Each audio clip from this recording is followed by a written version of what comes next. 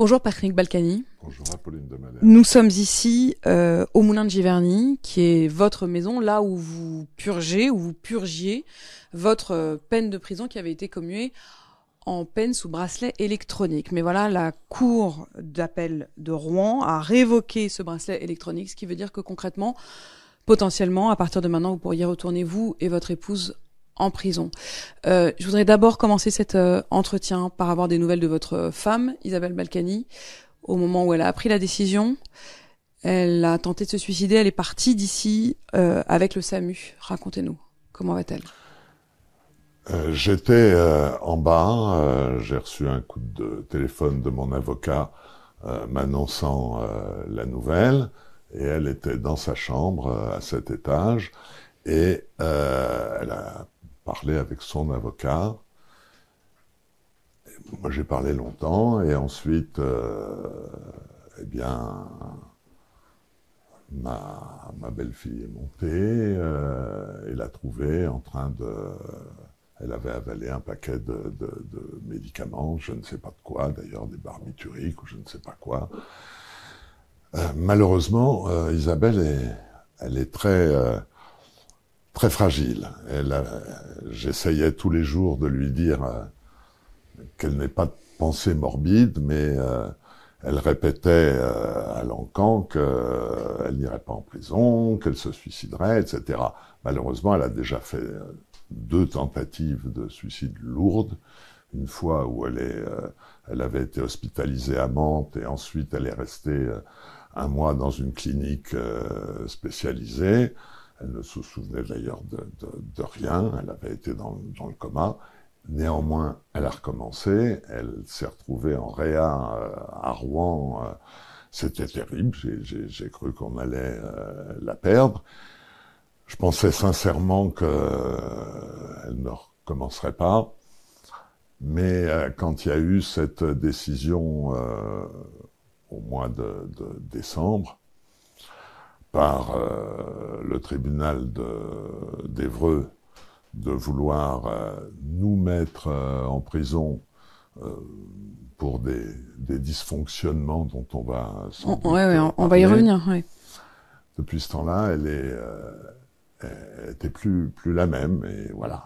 Je lui ai dit 1 heure avant, surtout fais pas de bêtises, etc., bien avant de connaître la décision. Très honnêtement, je ne pensais pas une seule seconde qu'on enverrait mon épouse en prison, parce que d'abord, elle a 74 ans, elle est très fragile, elle est malade, je ne pense pas que ça soit un danger pour qui que ce soit, à part pour elle-même. Elle passe ses journées à jardiner, ce qui lui sort les mauvaises idées de la tête, et c'est une bonne chose. Pendant les heures où on peut aller dans le jardin, c'est-à-dire, en fait, c'était quoi votre rythme? 14h, 18h en semaine, 14h, 17h le week-end et les jours fériés. Ça veut dire qu'entre 14h et 18h, vous aviez le droit de sortir de la maison intramuros? On avait le droit d'aller où on voulait, y compris faire les courses, sortir, aller à Paris si on avait besoin d'aller à Paris, du moment qu'on était rentré à 18h. Mais vous n'avez pas respecté exactement. Alors on va revenir là-dessus, mais je voudrais quand même encore un mot. Dites-moi juste dites-moi juste dans quel état d'esprit elle était quand elle est partie avec le SAMU. Est-ce que à l'heure où on se parle, vous pensez qu'elle est tirée d'affaire? Quelles sont les nouvelles? Je n'en sais strictement rien, parce que le SAMU m'a dit que on nous appellerait de l'hôpital, mais pas avant 3 ou 4 heures. Parce qu'il faut sans doute la médicaliser, je ne sais pas s'il faut faire un purge, j'en sais rien, je ne sais pas. Est-ce qu'ils vont lui faire des piqûres? Je ne sais pas. Elle était totalement dans les vapes quand elle est partie avec les médecins du SAMU, avec l'ambulance du SAMU. Vous le disiez, ça fait plusieurs jours que vous redoutiez cette décision. Vous la redoutiez, vous imaginiez en effet que on vous retire le bracelet électronique et qu'on vous demande de purger à nouveau votre peine en prison? Peut-être à moi, mais en tout cas pas à mon épouse. Peut-être à moi, je vais vous dire, notre peine de bracelet se terminait le 10 mars, dans un mois. J'ai été très étonné quand on nous a convoqués au tribunal d'Évreux pour nous dire « vous respectez pas ». Je respecte pas quoi? On est toujours sorti à l'heure, revenu à l'heure. Et on nous indique... C'est pas ce qu'ils disent. Non mais, ouais. Laissez-moi Bien terminer, sûr. Apolline. J'avais dit au juge qui avait pris la décision de nous laisser simplement l'intérieur de la maison. Et quand j'ai vu ça, j'ai dit au juge, monsieur le juge, quand le portail sonne, j'ai besoin d'aller au portail, ouvrir le portail, prendre le courrier quand c'est le facteur qui sonne, les livraisons, etc. Pour que les gens comprennent bien, le portail, il est à 50 mètres. Voilà, il est à 50 mètres. Et puis, il y a la petite maison qui est en face, à 10 mètres de la porte, où habitent mes petits-enfants quand ils sont là. Je ne pouvais pas y aller. Mais ça veut dire quoi? Ça veut dire que ça sonne quand vous passez la porte de la maison? Ça ne sonne pas chez nous. Nous, mais ça sonne chez eux, chez les gendarmes. Non, ça sonne à l'autre bout de la France, je ne sais même plus dans quelle ville, service pénitentiaire, pas les gendarmes. Mais ils nous appellent jamais. Alors paraît-il qu'ils n'appellent que quand ça sonne plus de 5 minutes. Ouais. Mais nous, c'était 2 minutes pour aller en face, pour ouvrir la porte, etc. Donc je n'avais jamais de coup de fil. J'ai eu un coup de fil une fois, c'était d'ailleurs assez amusant. Il m'appelle sur mon portable et il me dit « Monsieur Balkany, vous êtes pas au moulin, c'est pas votre... » Je dis « Comment? Mais je suis assis en bas devant la télévision. » Et il me dit, est-ce que vous pouvez monter, me répondre? Parce qu'ici, il y a une ligne fixe spéciale. Il y a une ligne fixe. Il dit, vous pouvez monter, me répondre au téléphone? Je dis, bien sûr, je monte l'escalier, je vous réponds au téléphone. Ça va prendre 10 secondes, ce que j'ai fait. Et il m'a dit, bon, il doit y avoir un petit problème. C'est la seule alerte que vous ayez eue? C'est la seule fois où ils m'ont appelé pour quelque chose. Mais est-ce qu'il n'y a pas eu, pardon du mot, parce que je sais bien que votre femme est aujourd'hui au moment où on se parle à l'hôpital, mais est-ce qu'il y a eu une forme de légèreté, peut-être, même de provocation? Non, ni provocation. J'avais pas du tout l'intention de provoquer qui que ce soit, ni de pas respecter mon aménagement de peine. Au contraire, vous savez, on a été, avant d'avoir le bracelet, on a été pendant, enfin, moi, en tout cas, j'étais quand je suis sorti de prison. Oui. Vous étiez à la prison de la Santé. Oui. J'ai été après en conditionnel, et j'allais tous les 15 jours à la gendarmerie d'Écho pour signer, voilà. J'ai toujours respecté. Pendant un an, tout s'est bien passé. Puis un jour, le JAP a décidé... Le JAP, c'est le juge d'aménagement des peines. Le juge d'aménagement des peines d'Évreux nous convoque et décide de mettre le bracelet pour 1 an. Donc ça va faire 1 an le 10 mars. On n'a jamais eu de problème. J'ai entendu sur votre antenne que je n'avais pas répondu à des convocations de la SPIP, c'est-à-dire le service pénitentiaire qui se... C'est faux? C'est totalement faux. On a toujours été. Et quand on parle de centaines d'incidents, nous n'étions absolument pas au courant de ces incidents. Je pensais qu'ils avaient compris que aller au portail, c'était pas grave, et que si on revenait dans les 5 minutes, c'est qu'on s'en allait pas de la maison. Donc je suis toujours resté dans la maison. D'ailleurs, on m'a toujours dit que, et je l'ai entendu, j'ai entendu un fonctionnaire de la pénitentiaire sur votre antenne tout à l'heure expliquer que les gens qui avaient une maison avaient bien entendu un aménagement sur leur jardin, leur portail, etc. Et que c'était toujours comme ça. Et vous dites, pour nous, ça n'a pas été le cas? Eh ben, pour nous, ça n'a pas été le cas. J'ai demandé au juge Puech, qui est notre JAP, pas voulu. Quand j'ai demandé, quand ils ont installé le matériel, j'aurais dit, est-ce que il faut demander au JAP. Ok, je demande au JAP, il me dit c'est rien, on mettra un transmetteur. Une borne un peu plus loin. Voilà, vous avez compris. Non. Alors, est-ce que c'est parce que notre bracelet venait à échéance et que, pour des raisons qui m'échappent, il ne voulait pas qu'on soit en liberté à partir du 10 mars. Ça veut dire quoi, ça, Patrick Balkany? C'est-à-dire que vous avez l'impression que c'est un prétexte pour vous obliger à retourner en prison? Ça m'a tout l'air d'être un prétexte, oui, parce que dans un mois, on aurait été libre de nos mouvements. Peut-être que ça plaisait pas à la proc, au juge, je ne sais pas, j'en sais rien. Mais ça nous a paru quand même très, très étonnant, cette affaire. Quand le tribunal d'Évreux a décidé d'enlever le bracelet.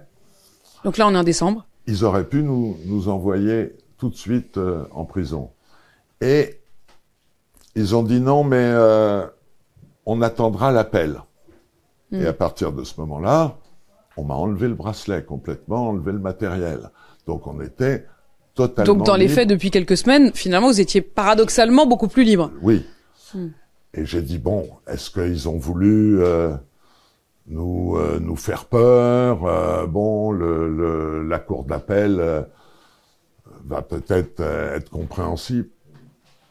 En tout cas, j'ai dit, il y a une chose qui me paraissait invraisemblable, c'est qu'on envoie Isabelle en prison compte tenu de son âge et de son état de santé. Quant à moi, je vous rappelle quand même que je suis sorti de prison, pas par hasard. J'ai été transporté à Cochin, où j'ai été accueilli par le professeur, je peux donner son nom, le professeur Doucet, qui m'a sauvé la vie, parce qu'il a découvert que j'avais un infarctus de l'intestin, qui n'avait absolument pas été décelé à la santé, et il m'a dit, vous seriez resté 24 heures de plus, vous sortiez dans un sac noir. Donc ça s'appelle la santé, mais pour vous, c'était franchement pas le cas. Voilà, j'avais perdu 20 kilos en détention, et je suis sorti comme un cadavre. Là-dessus, j'ai été hospitalisé comme en prison, hein, puisque j'avais 3 policiers devant la porte pendant toute mon hospitalisation. Après, j'ai été transporté à la prison-hôpital de la Pitié-Salpêtrière, qui dépend de Fresnes, voilà, qui est gardé avec des gardiens. Et après, on a fini par me remettre à la santé.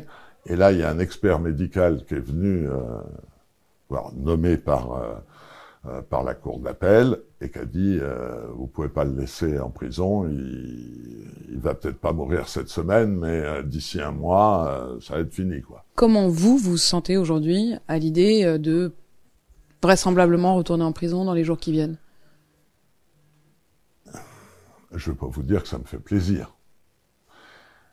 J'avais pas d'angoisse personnelle, mes angoisses, elles sont pour mon épouse.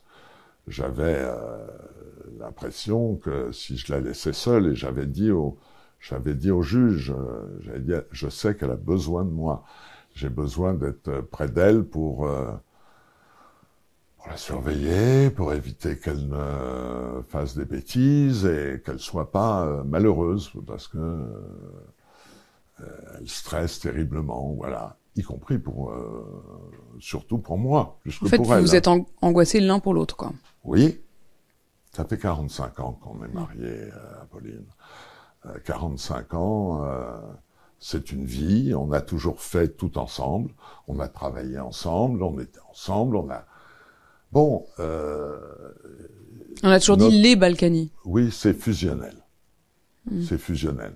Voilà, c'est comme ça. Bon. Je sais surtout qu'elle avait moralement besoin que je sois près d'elle. Et l'idée que je retourne en prison lui était insupportable. Elle m'a dit, l'idée d'y aller lui était aussi insupportable. Et je lui disais, mais non, jamais on te remettra, jamais on te mettra en prison, ne te fais pas de bile. Mais elle s'en faisait beaucoup. Ouais. Mais quand je vous demande si vous êtes angoissé d'y retourner, vous me répondez « elle est angoissée pour moi ». Mais vous, quel était votre quotidien en prison? Est-ce que vous pouvez nous parler de vos journées en prison? Oh, c'était très simple. Je suis sorti une fois, le premier jour. J'avais tellement mal au dos que je pouvais pas marcher plus de 20 minutes. Il y avait juste un banc de pierre. Je me suis assis dessus.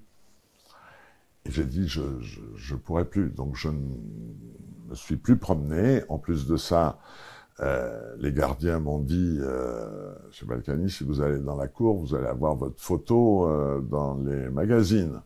Pourquoi? Je dis, pourquoi? Ben oui, j'ai fait comme vous. Ouais. Ben, il me dit, pourquoi? Ben parce ils ont tous des smartphones. Je dis, comment ils ont des smartphones? Je dis, moi, j'en ai pas. Il dit, oui, mais vous savez, on en confisque 10 par jour, mais il en rentre 20 par-dessus le mur, tous les jours. Voilà. Bon. Ouais.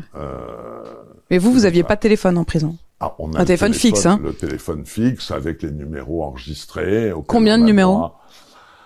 Alors, on a les avocats et en général, on a 3 ou 4 numéros dont on a besoin. Moi, j'étais maire, j'avais mon épouse, j'avais ma directrice de cabinet et ma secrétaire. Voilà. Et je recevais tous les jours. Après, je suis resté tout le temps dans ma Donc, vous ne cellule. sortiez plus de la cellule, Non. puisque vous n'alliez plus vous promener. Et je recevais tous les jours mes dossiers de la mairie. Donc, vous en aviez fait une annexe de la mairie de Levallois? On peut dire, c'était le bureau du maire? Oui, sauf que je n'y recevais personne. Sur la façon dont vous avez géré les dernières semaines, cette histoire de peine, de bracelet électronique, d'alerte, dont vous nous dites, et je vous entends, que vous n'étiez pas conscient qu'à chaque sortie de la maison, vous faisiez sonner à l'autre bout de la France le bracelet. Est-ce qu'il y a eu aussi des échanges entre vous et les juges d'aménagement des peines? Certains bruits sont sortis dans la presse disant qu'il y avait eu de l'insolence de votre part. Est-ce que c'est le cas? Est-ce que vous le regrettez? Est-ce que ça vous a dépassé? Écoutez, aussi bien mon épouse que moi, on a 73 et 74 ans. Je pense qu'on a fait beaucoup de choses dans notre vie pour les autres. Et c'est vrai que parfois, lorsque vous vous faites traiter par des jeunes fonctionnaires ou des jeunes magistrats comme de dangereux délinquants, ça peut nous énerver. On le regrette après, c'est vrai. Je pense que parfois on le fait peut-être aussi pour ça. Vous savez, on nous a demandé, à mon épouse comme à moi, de faire des stages de citoyenneté. Vous avez fait un stage de citoyenneté. Et Isabelle Balkany aussi. D'abord, et moi 15 jours après. Et je peux vous dire, en ce qui me concerne, nous étions 10. Vous étiez au milieu des autres personnes bien sûr, à qui il avait été imposé un stage de citoyenneté. Voilà, même le procureur est venu ouvrir le stage et a demandé à chacun de se présenter et de dire pourquoi ils étaient là. Les 9 autres, c'était pour violence. Ça pouvait être les violences conjugales, c'était violence sur gendarmes, violence sur policiers, violence. Moi, je lui ai dit, même le procureur, je suis là pour fraude fiscale, ce que je regrette beaucoup.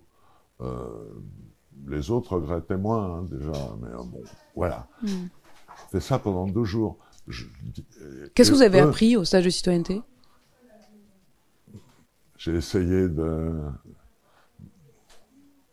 faire aussi, de répondre un peu aux questions des uns et des autres, parce que il y avait des choses très intéressantes, et puis des choses qui passaient très au-dessus de la tête de mes compagnons. Donc parfois, j'intervenais pour qu'ils puissent mieux comprendre. Il y a 2 choses qui vous ont été reprochées. Il y a en effet, et là vous venez de longuement nous l'expliquer, le fait d'avoir fait sonner le bracelet en sortant du périmètre autorisé, et le fait de ne pas avoir suffisamment payé les amendes. Quelles amendes? Je n'ai été condamné à aucune amende, il faut le savoir.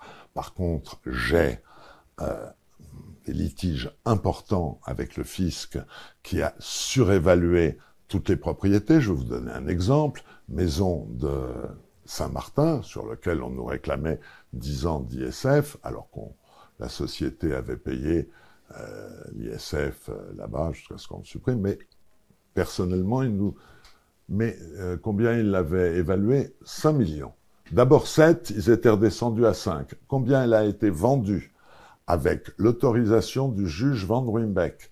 1,8 million. 1,8 million. Donc, il vous faisait payer des arriérés d'impôts sur une valeur de 5 millions. On nous demande, même chose pour ici, où il nous demande 3 fois le prix qu'a évalué l'expert judiciaire de l'heure. Mais tout de même, Patrick Balkany. On me réclame sur la villa de Marrakech qui ne nous a jamais appartenu.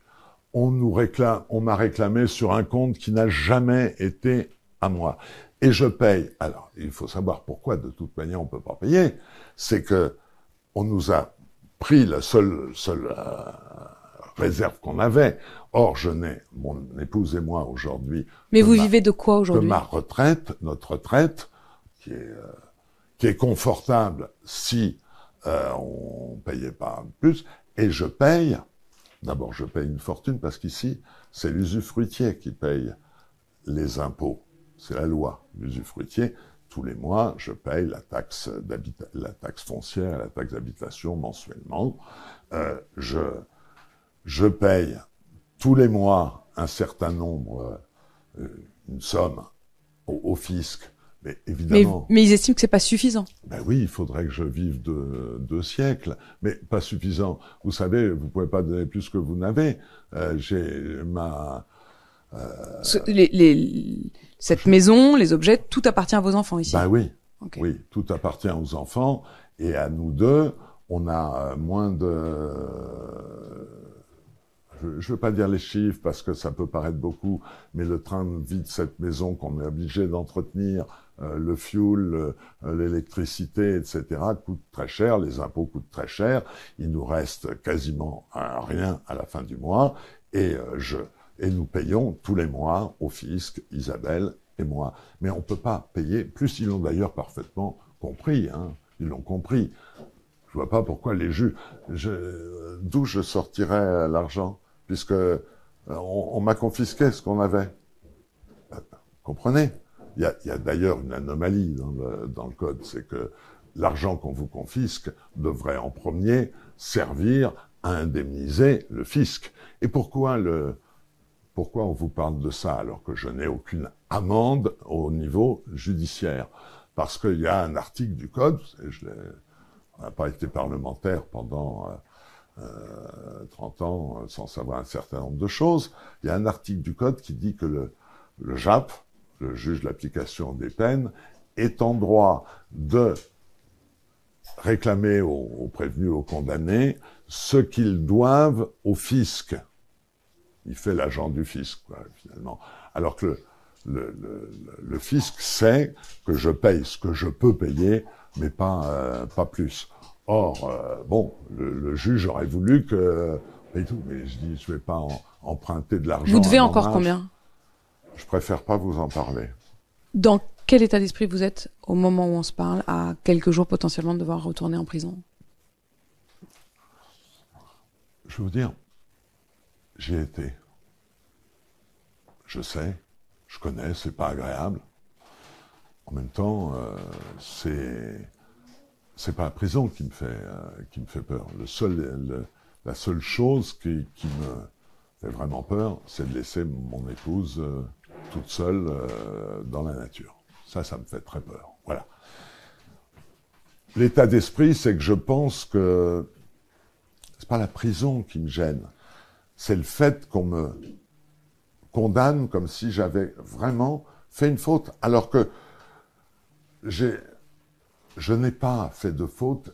On fait sonner quand je fais 10 mètres pour aller au courrier. C'est pas normal. Je sortais pas de la maison. Vous le vivez comme une injustice? Ah oui. Oui. Oui, d'autant plus que j'ai réclamé. J'ai dit, mais me faites pas ça. Il faut que j'ouvre. Le juge, quand il m'envoie une lettre, il me l'envoie en lettre recommandée. Si je vais pas la chercher, on va encore me dire que j'ai même pas pris la lettre du juge. Et bon, il faut bien que j'aille à la porte. Vous savez bien, Je reçois des lettres recommandées, comme tout le monde. Il y a les paquets, parce qu'on a pris aussi des habitudes pendant le confinement de se faire livrer. Et puis comme je pouvais pas sortir beaucoup, il y a beaucoup de choses qu'on commande. Je vais pas faire la publicité de la grande société qui livre tout le monde. Allez-y, ouais, j'ai compris. Ben, voilà, on a compris. Bon, et c'est vrai qu'il y a beaucoup de choses. Ben, tous les jours, il y a un petit paquet, un petit Ce n'était machin, que ça. etc. Hein, comme Ce tout le monde. n'était que ça. Hein? Ce n'était que ça. Mais oui, qu'est-ce que vous voulez que je fasse? On dit que je promenais les chiens. C'est pas vrai. Je promenais les chiens aux heures où je pouvais sortir. Il m'est arrivé, parce qu'ils étaient en train de cavaler dehors, de faire 10 mètres pour les appeler, pour qu'ils rentrent. Oui, très bien. Mais non, on est à la maison. La maison, je fais bien, voilà.